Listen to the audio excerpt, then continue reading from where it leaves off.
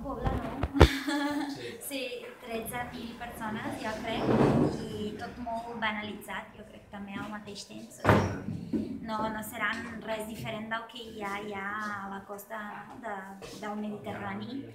I com a impactes el que estava pensant era això també una mica el tema que la gent que és de tota la vida allà al costat de la platja potser tindrà un canvi molt gran, que també està tot el tema de la demanda per aigua, no? Per l'aigua, que no sé, l'aigua de beure, bé, també als carrers, les avingudes, tenen com suportar això, no?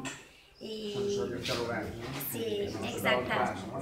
Sí, exacte. I també el tema del que bé, estem estudiant, la pressió que això arribarà a la platja al final, no? O sigui, és una platja que fins ara jo crec que és bastant bona d'aprofitar-la, no? De gaudir-la a l'estiu i que volem de totes maneres també protegir-la perquè és una de les poques també platges a Catalunya que queden més naturals, no?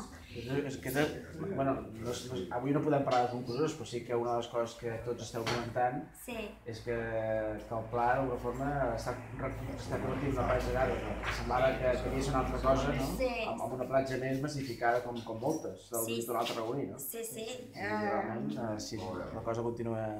Sí, les dunes que són molt importants, o sigui, tot això, per exemple, el senzill fet de que hi hagi 13.000 persones que puguin baixar a la platja i anar sobre les dunes ja és molt impactant.